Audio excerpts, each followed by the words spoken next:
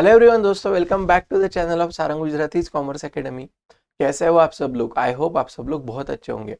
तो देखो दोस्तों, आज का जो भी अपना लेक्चर होगा ना, तो इस लेक्चर के अंदर यहाँ पे मैं आप सभी लोगों को आपके टेक्स्ट बुक का जो पेज नंबर 47 है उसके ऊपर एक बहुत ही इंपॉर्टेंट टॉपिक है जिसका नाम है वहाँ पे specific measures undertaken by the government to generate employment opportunity. मतलब अपने इकोनॉमी के अंदर वहाँ पे एम्प्लॉयमेंट को क्रिएट करने के लिए गवर्नमेंट ने कुछ वहाँ पे 11 यहाँ पे उन्होंने आपको अलग अलग प्रोग्राम्स दिए, तो उसके बारे में यहाँ पे अपन डिस्कस करेंगे। ठीक है, तो देखो सबसे पहला यहाँ पे उन्होंने दिया हमको एम्प्लॉयमेंट गारंटी स्कीम। ओके, अभी देखो नाम में ही लिखा है क्या है, एम्प्लॉयमेंट गारंटी। मतलब वहां पे गवर्नमेंट ये लोगों को एम्प्लॉयमेंट मिलेगा, इसका कुछ गारंटी दे रहा है। ठीक है, ये कुछ पीरियड के लिए रहेगा, तो अपन देख लेते हैं इसमें क्या दिया हुआ है।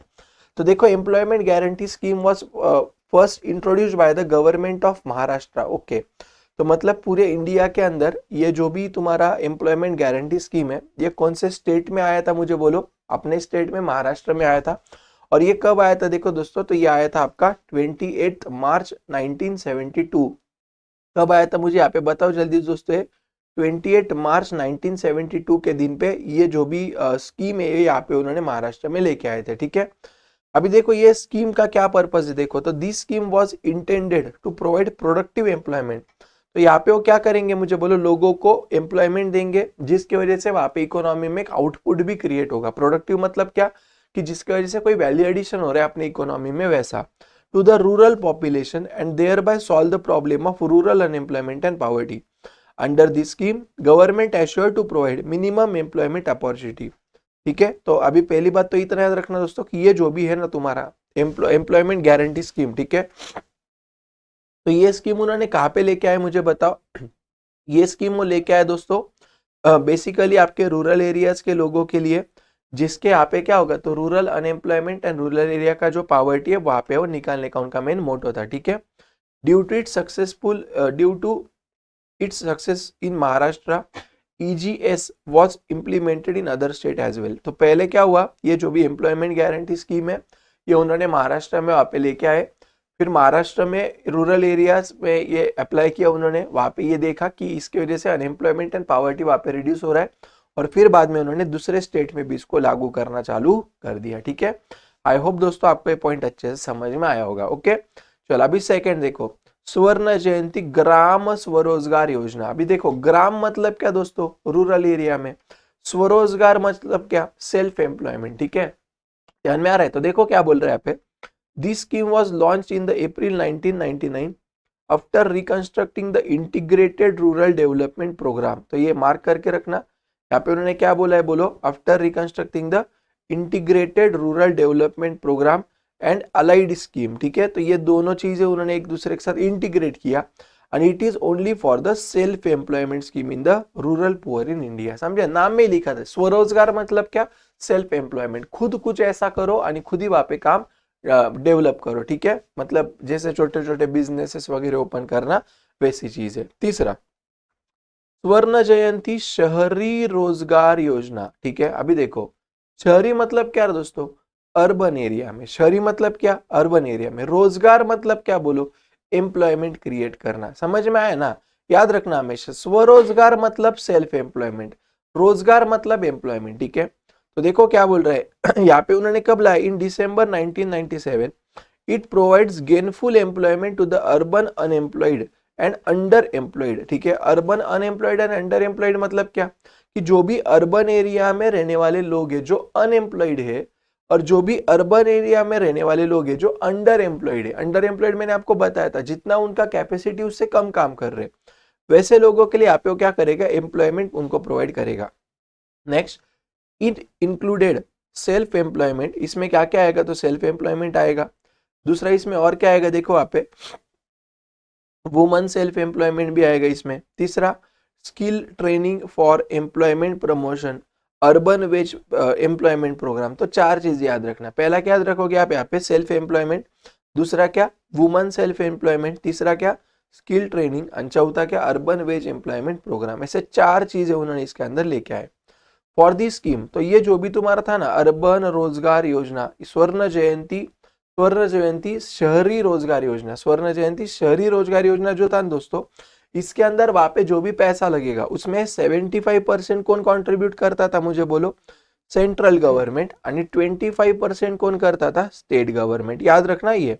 देखो आप लोगों को बस क्या करना है पता है क्या दोस्तों, बेसिकली ये जो प्रोग्राम के नाम है ना, वो आप लोगों को एज अ शॉर्ट नोट करके वहां पे पूछे जा सकते हैं। समझ में आया क्या?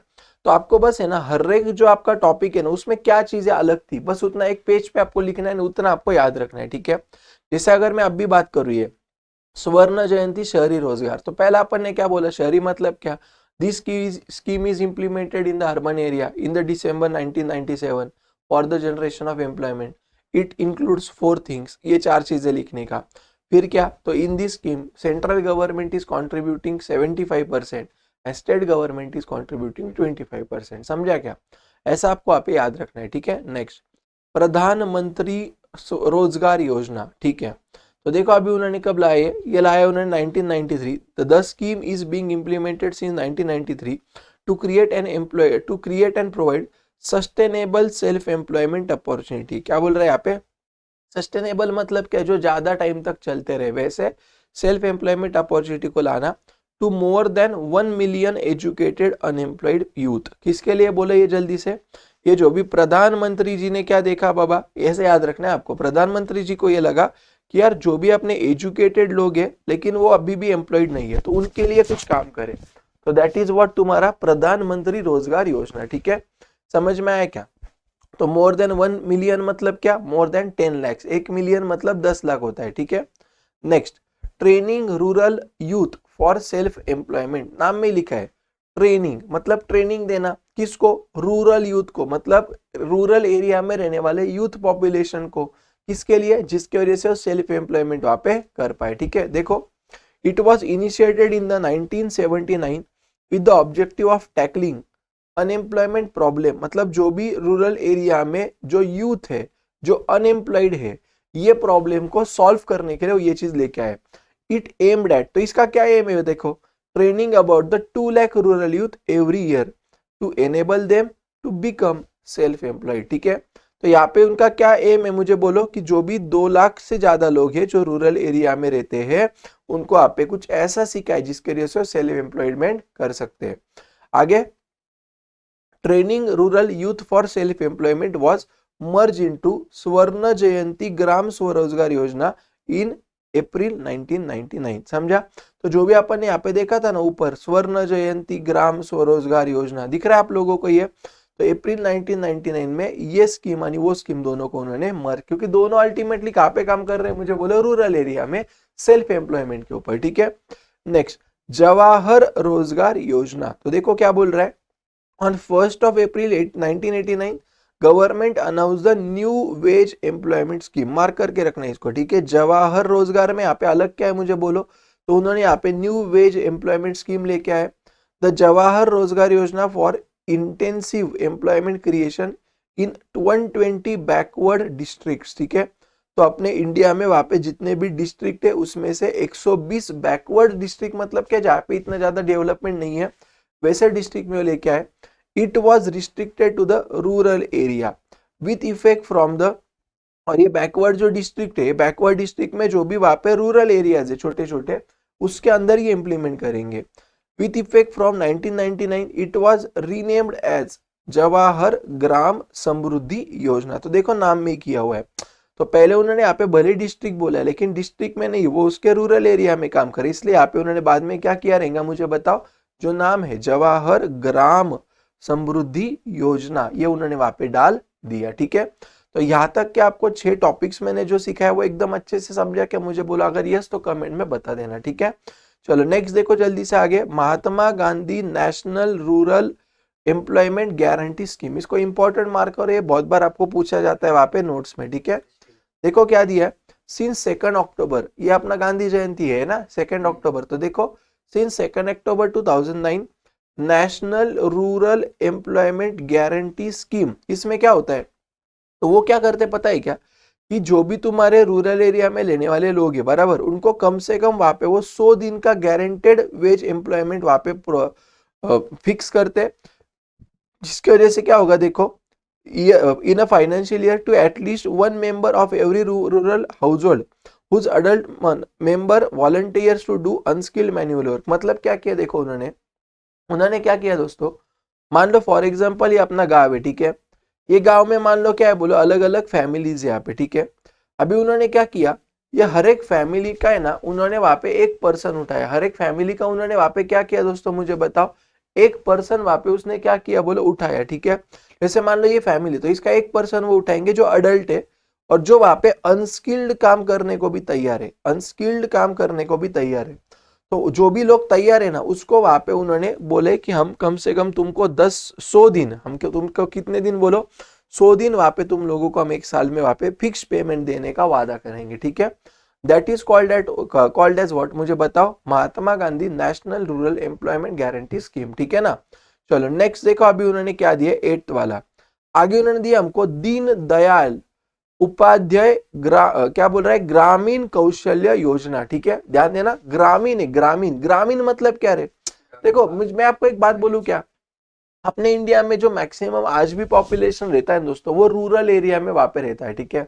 तो कहीं ना कहीं पे वहां पे हम लोगों के लिए इंपॉर्टेंट क्या है, मुझे पता है क्या, मुझे पता है कि नहीं, आपको पता है कि, ठीक है, मुझे क्यों पता होगा, सुनो मेरी बात, आप लोगों को मैं क्या बोल रहा हूँ, ध्यान देना, कभी कभी मेरे वीडियो में ऐसे हो जाता है, मैं कुछ अलग बोल दूं, ठीक है, तो थोड़ा समझ के लिया करो, ओके, मतलब हो जाता है, अभी कोई नहीं ना मेरे सामने, कैमरा ही सिर्फ है, तो अकेले ऐसे बात करने में कैसे, आप भी समझ सकते हो ये फीलिंग को, राइट, हाँ। तो देखो मैं क्या बोल रहा हूँ, समझो, दीनदयाल उपाध्याय ग्रामीण कौशल्य योजना मतलब क्या, देखो ग्रामीण मतलब क्या, रूरल एरिया, कौशल्य मतलब क्या, बोलो स्किल, कौशल्य मतलब क्या, स्किल, ठीक है। देखो क्या बोल रहे हैं, it is the most important placement linked skilled training. देखो मैं आपको एक बात बोलूं क्या दोस्तों, जो योजना होती है ना, उसके नाम में ही कुछ चीजें लिखी हुई रहती है, कुछ नहीं है तो नाम के हिसाब से लिख के आने का, ठीक है। तो स्किल मतलब क्या, कौशल्य मतलब क्या, देखो हर एक इंसान में कौशल्य भरा भरा रहता है, बट उसको पहचानना जानना भी जरूरी है, अगर नहीं रहेगा तो वो लाना पड़ता है ना। तो कैसा है पता है क्या, कि हम लोगों को आप है ना, कि एग्जैक्टली अच्छा स्किल मतलब क्या है, अनस्किल लोगों को स्किल लोग बना के वहां पे छोड़ने का, ऐसा उसका काम है, ठीक है। तो देखो skill training programme under the ministry of rural development, बाप रे, announced on September 23 2014। The mission of this scheme, क्या इसका मिशन है मुझे बताओ, इज टू रिड्यूस पावर्टी, जो अपने इकोनॉमी की जो दरिंदरी है, पावर्टी है, उसको रिमूव करो, ठीक है, okay, as well as provide gainful and sustainable employment through the regular wage rate. समझा क्या, मतलब इनका मेन इंटेंशन क्या है मुझे बताओ, कि बाबा अपने इकोनॉमी का जो पावर्टी है वो कम करो, साथ साथ में उनको कुछ ऐसा एम्प्लॉयमेंट वहां पे क्रिएट करो जो वहां पे लंबे समय तक चलते रहेगा through the regular wages. The focus of this programme is on the rural youth from the poor families, ठीक है।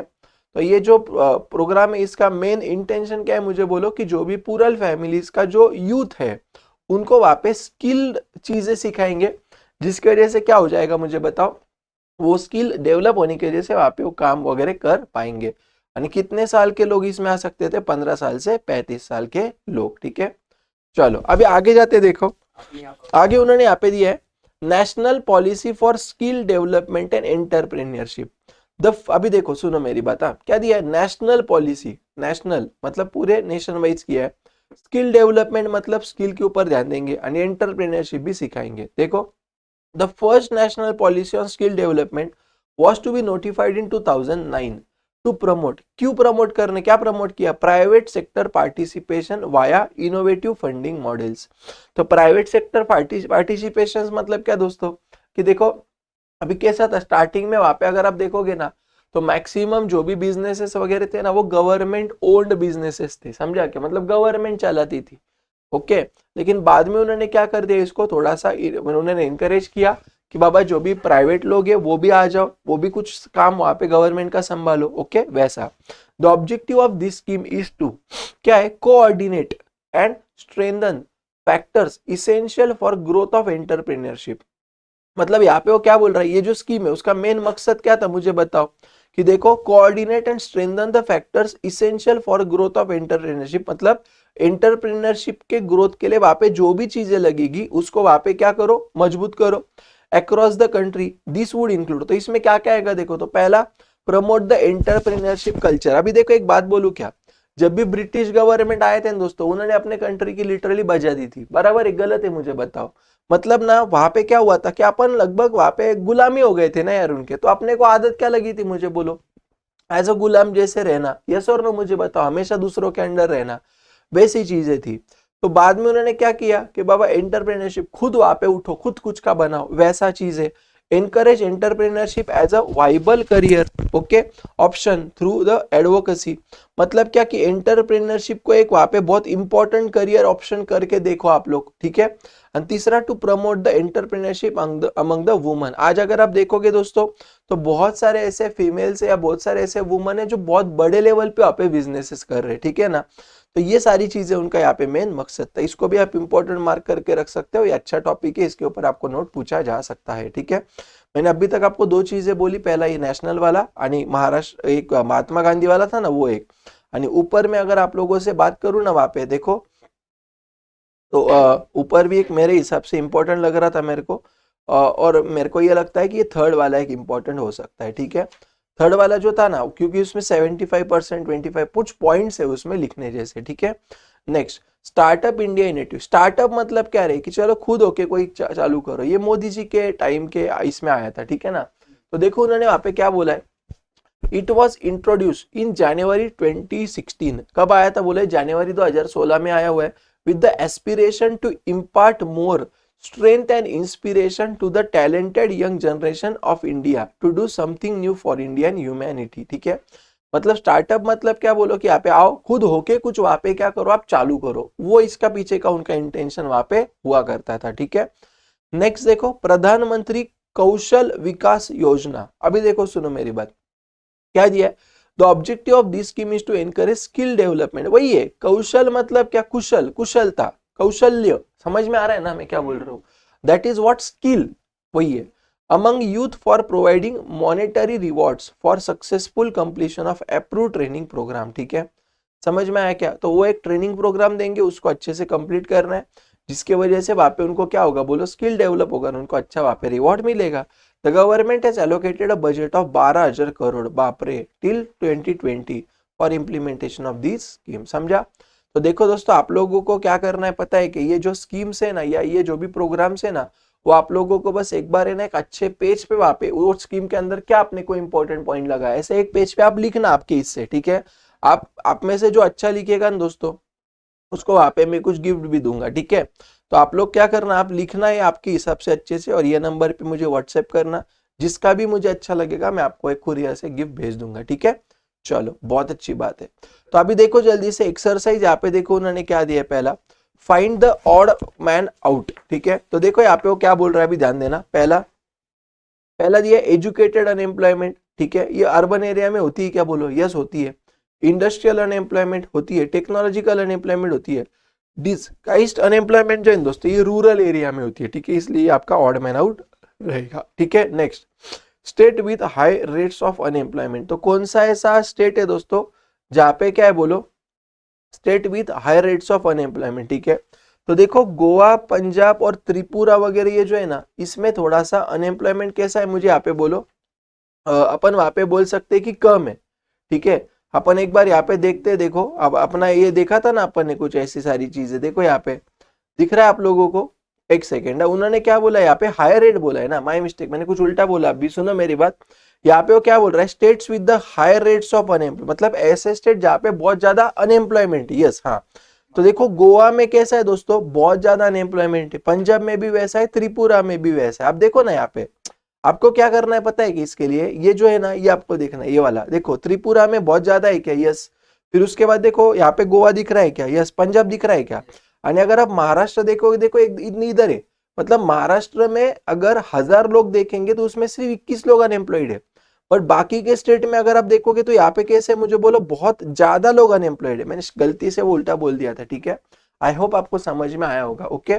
तो इसका आंसर क्या रहेगा, बोलो, यहाँ पे कम अनएम्प्लॉयमेंट है, महाराष्ट्र में अनएम्प्लॉयमेंट है लेकिन कम है, ठीक है। तो यहाँ पे हाई बोला है, इसलिए इसका आंसर आपका क्या रहेगा, मुझे यहाँ पे बोलो, महाराष्ट्र रहेगा, ठीक है। नेक्स्ट देखो, एम्प्लॉयमेंट गारंटी स्कीम 1972, जवाहर रोजगार योजना, फिर स्वर्ण जयंती ग्राम रोजगार डेवलपमेंट ऑफ टूरिज्म, ठीक है।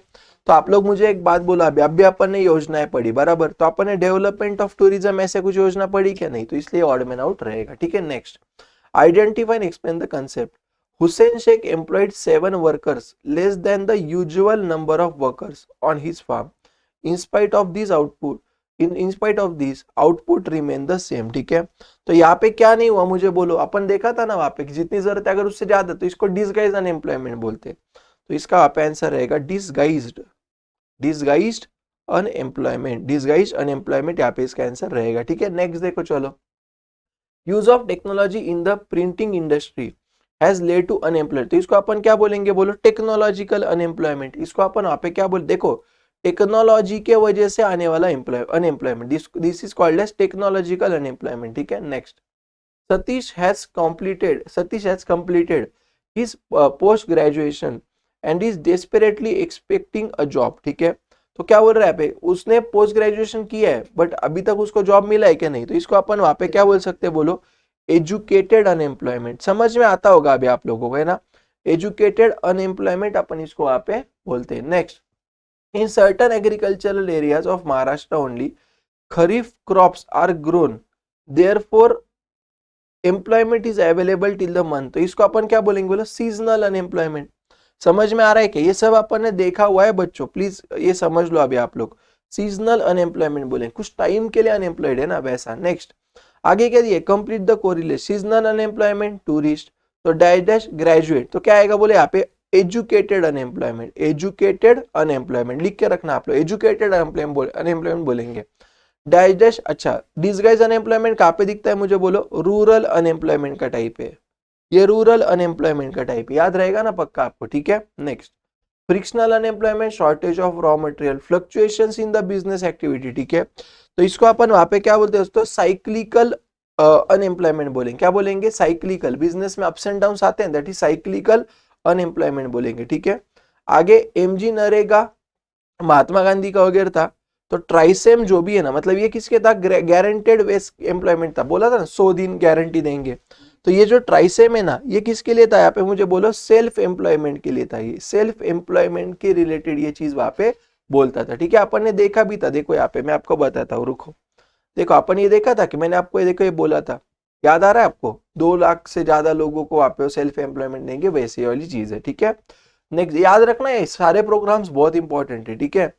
नेक्स्ट वाला देखो, dash waste of resources, social effect, loss of human, तो यहाँ पे क्या आएगा बोलो, ये आएगा तुम्हारा इकोनॉमिक इफेक्ट, अपन ने 2 देखे थे, इकोनॉमिक इफेक्ट में कुछ 4-5 पॉइंट थे, सोशल में कुछ 3-4 पॉइंट थे, ठीक है। इसका इकोनॉमिक इफेक्ट वहां पे आ जाएगा। नेक्स्ट देखो चलो आगे, observe the following chat and answer the following, ठीक है बाबा।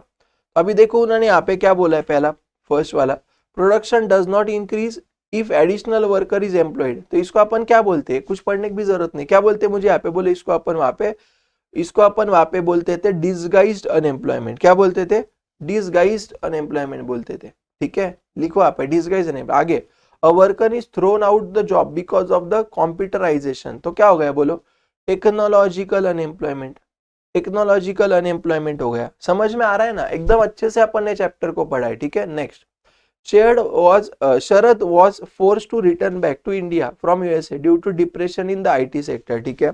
तो इसको अपन डिप्रेशन मतलब क्या, किसी बिजनेस में वहां पे मंदी आ जाना, that is called as cyclical unemployment, cyclical याद रखना। Next, in spite of being a graduate Vasant is sitting ideal at home, ठीक है, ग्रेजुएट तो अनएजुकेटेड अनएम्प्लॉयमेंट, क्या बोलेंगे इसको अपन वहां पे, एजुकेटेड अनएम्प्लॉयमेंट वहां पे अपन इसको बोलेंगे, ठीक है। नेक्स्ट चलो, तो देखो नेक्स्ट अपना जो क्वेश्चन नंबर 5 है उसमें उन्होंने क्या बोला है, find out the Q1 and Q3 using unemployment rates as numerical data, ठीक है। तो उन्होंने देखो यहाँ पे हम लोगों को क्या दिया है मुझे बोलो, यहाँ पे कुछ न्यूमेरिकल डेटा उन्होंने यहाँ पे हमको दिया हुआ है, और इसके मदद से वहां पे हमको Q1 यानी Q3 को क्या करना है बोलो, फाइंड आउट करना है, ठीक है। तो अगर आप देखोगे तो यहाँ पे आप लोगों को ध्यान में आएगा कि उन्होंने जो हमको डेटा दिया वहां पे उन्होंने हम लोगों को डिस्क्रीट सीरीज के हिसाब से वहां पे डेटा दिया हुआ है, ठीक है। तो ये केस में वहां पे क्या करना है ध्यान दो, तो सबसे पहले अपन वहां पे क्या करेंगे दोस्तों, देखो 2009 से 2017 तक दिया है, बराबर है क्या।